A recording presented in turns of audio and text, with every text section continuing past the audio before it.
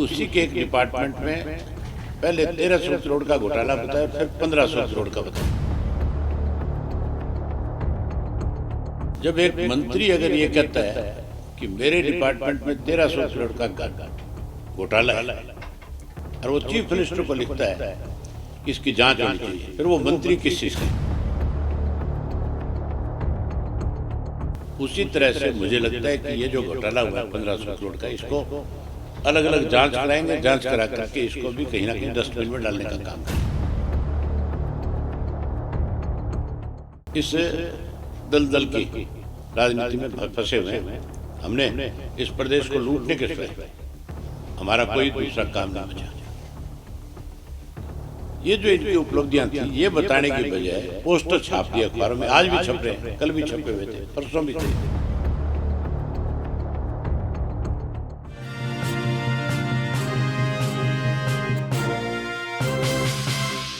नया साल आपके लिए मंगलमय हो, शुभमय हो। नव वर्ष में आप लोगों की कलम से आम आदमी की ताकत बढ़े, सरकार की सारी बेकायदियों का पर्दाफाश हो और नए साल में आप लोगों के अंदर अच्छा मैसेज देकर के उनका दिल जीतने का काम करिए। परमात्मा से मेरी आपके लिए प्रार्थना है। आपसे उम्मीद है कि नए साल में आप अपनी कलम को बहुत अच्छे ढंग से, बहुत तेज़ी से चलाने का काम करें।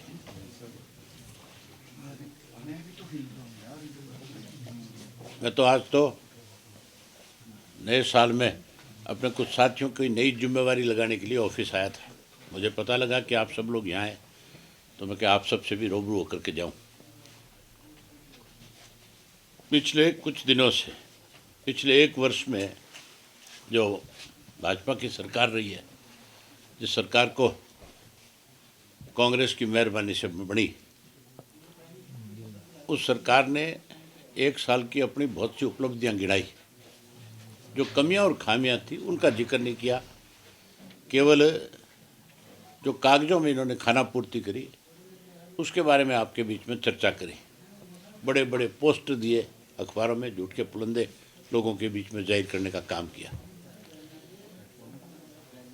इस सरकार में एक साल में और नए घोटाले हुए। उसमें धान का घोटाला था, जिस धान घोटाले के अंदर जो लोग उसके जिम्मेवार थे उनके खिलाफ कोई कार्रवाई नहीं। 3 अफसरों को सस्पेंड किया गया, तीनों बहाल कर दिए गए। अंडर इंक्वायरी उनको बहाल करके इवन उनकी प्रमोशन की फाइल भी चला दी। उसके अलावा अभी अनिल विज का बयान आया पिछले हफ्ते में कि उसी के एक डिपार्टमेंट में पहले 1300 करोड़ का घोटाला बताया और फिर 1500 करोड़ का बताया। जब एक मंत्री अगर ये कहता है कि मेरे डिपार्टमेंट में 1300 करोड़ का घोटाला है और वो चीफ मिनिस्टर को लिखता है कि इसकी जांच होनी चाहिए, फिर वो मंत्री किस चीज़ का है? पहले तो किसी भी मंत्रालय में अगर कोई छोटी मोटी घटना घट जाती थी तो मंत्री उसकी जिम्मेवारी लेकर पद से इस्तीफा दे देता। अब पहले घोटाला करते हैं और जब लगता है घोटाला उजागर होगा, पता लगेगा, तो फिर कहीं ना कहीं बचने के लिए मुख्यमंत्री को सिफारिश कर देते हैं। और मुख्यमंत्री भी उस पर कार्रवाई करने के बजाय 3 अधिकारियों की कमेटी बना देता है ताकि उसको ठंडे बस्ते में डाल दिया जाए।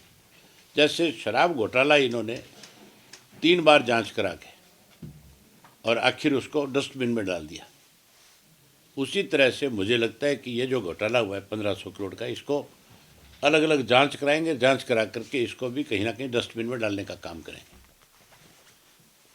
सबसे बड़ा तो ये भ्रष्टाचार इस एक साल में हुआ है। कोई दिन ऐसा नहीं है जिस दिन घोटाला ना हो किसी ना किसी डिपार्टमेंट में।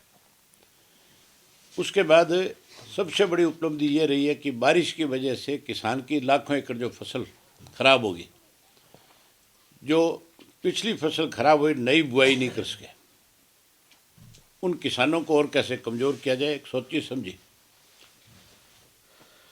षड्यंत्र के तहत उनको मुआवजा ना देना और उनके खेत का पानी ना निकालना, ये सबसे बड़ी उपलब्धि सरकार की दूसरी है।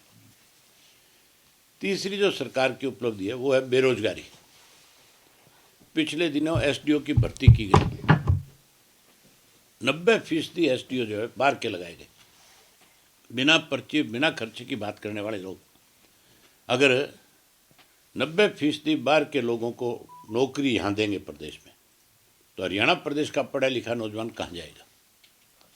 उसके अलावा एक और बड़ा भ्रष्टाचार हुआ। एग्रीकल्चर के अंदर 8 एसडीओ प्रमोट किए गए। एसडीओ प्रमोट होने चाहिए थे एग्रीकल्चर बीएससी या एग्रीकल्चर एमएससी, इन्होंने प्रमोट किए केमिस्ट्री के। केमिस्ट्री का जो स्टूडेंट है उसका एग्रीकल्चर से क्या संबंध है, उसका तो दूर दराज का ही संबंध नहीं रहा। उनसे 8-8 लाख रुपए लेकर के इन्होंने प्रमोट कर दिया। जब एग्रीकल्चर के जो बीएससी एमएससी लड़के थे हाई कोर्ट गए, तो फिर कहीं कोर्ट में जाने के बाद उनको राहत मिली। उसके अलावा इस सरकार के अंदर राव नरवीर सिंह ने एक आरोप लगाया भी। आपके एक कौन से चैनल का कोई कॉन्क्लेव चल रहा था, इंडिया न्यूज़ का था। उसमें ये कहा कि हमारे सारे अधिकारी जो है भ्रष्ट है, सब मंथली लेते हैं। अगर एक मंत्री ये कहता है कि अधिकारी सारे के सारे मंथली ले रहे हैं, तो फिर इसका मतलब ये भ्रष्टाचार तो ऊपर से है। अधिकारियों की हिम्मत नहीं हो सकती कि वो अकेले अपने बलबूते पे, अपने दम पे किसी से पैसा मांग ले। फिर तो सरकार का डर और भय खत्म हो गया। इसका मतलब उसका सीधा सीधा ये आरोप था कि भाई हम तो ऊपर से लेकर के नीचे तक इस दलदल की राजनीति में फंसे हुए हैं। हमने इस प्रदेश को लूटने के सिवाय हमारा कोई दूसरा काम नहीं बचा। ये जो इनकी उपलब्धियां थी ये बताने की बजाय पोस्टर छाप दिए अखबारों में, आज भी छप रहे हैं, कल भी छपे हुए थे, परसों भी थे। इसके अलावा अनेक जो आपका ये बना रखा है, जो लाडो लक्ष्मी जो है, उस लाडो लक्ष्मी के अंदर बड़ा घोटाला किया है इन्होंने। लाडो लक्ष्मी योजना के बारे में कहा तो ये गया था कि हर महीने 2100 रुपया देंगे। अब हर महीने देने की बजाय उसको कह रहे हैं क्वार्टरली देंगे। उसमें बहुत सारी शर्तें लगा दी, और उसमें वो जो 2 महीने का बीच में गैप रखा है, 3 महीने देने की बात करी है, उसका मकसद ये है कि उस पैसे का ब्याज खाया जाए। जो लाडो लक्ष्मी योजना के तहत जो एक अलग से पैसा रखा गया, उस पैसे का सिर्फ ब्याज खाना इनका मकसद है। इसी तरीके से आपके जो नरेगा है, इस नरेगा का नाम खत्म करके जहां महात्मा गांधी का अपमान किया केंद्र की सरकार ने, वहीं सबके साथ, गरीब आदमी के साथ सबसे बड़ा धोखा किया इसमें। नरेगा का पहले जो पैसा था वो 100 दिन का पैसा केंद्र की सरकार की तरफ से आता था और 100 जिलों में जाता था, और 100% पेमेंट जो है सारी की सारी केंद्र की सरकार से आती थी। अब उसमें शर्त लगा दी 40% और 60% के रेशो की, कि उसका 40% प्रदेश की सरकार देगी। हमारे प्रदेश की सरकार के पास तो तनख्वाह देने को पैसे नहीं है, जिसपे 3,70,000 करोड़ का कर्जा है। वो कहाँ से नरेगा का 40% पैसा दे दें। इसका मतलब नरेगा बंद हो जाएगी। नरेगा बंद होने का मतलब है कि गरीब आदमी जो है, जो कहीं नरेगा के सहारे से अपनी ज़िंदगी बसर कर रहा था, वो तो सड़क पे आ जाएगा। उसके पास तो कोई काम होगा ही नहीं, बचा ही नहीं होगा। ये सब इस सरकार की उपलब्धियां हैं 1 वर्ष की। इसके अलावा अनेक ऐसे इन्होंने रोजगार दिए जिन रोजगार के अंदर कोर्ट से स्टे हुआ, स्टे होकर के वो सारी की सारी पोस्टें फिर से वैकेंट होगी। ये सारी चीज़ें बताने की बजाय सरकार ने लोगों के सामने झूठ का पुलिंदा खोल करके रख दिया, केवल अखबार के माध्यम से, पोस्टर के माध्यम से। इसके अलावा इस 1 साल में नशा बढ़ा, अपराध बढ़ा। ये बात डीजीपी ने स्वीकार करी थी जो पिछला था। उसने खुद ये कहा था कि हमने ओम प्रकाश के, ओपी सिंह के डीजीपी लगने के बाद खुद उसने प्रेस के रूबरू ये बात बताई थी कि मैंने इतने अपराधी पकड़ लिए कि हमारे पास जेलों में रखने के लिए जगह कम पड़ गई। तो इसका मतलब अपराध बहुत ज़्यादा बढ़ा था, बेहिसाब अपराध बढ़ा। जहाँ अपराध बढ़ा वहाँ फिरौतियाँ मांगी गई, वहीं कितनी बलात्कार की रोज़ की घटनाएं, कितनी हत्याएं। ये रिकॉर्ड की चीज़ है। सेंटर की एक एजेंसी है जो खुद सर्वे करके बताती है कि किस स्टेट के अंदर कितना अपराध हुआ है। हरियाणा उसमें अपराध में नंबर 1 पे आकर के खड़ा हो गया आज की तारीख में। ये उपलब्धि है इस सरकार की।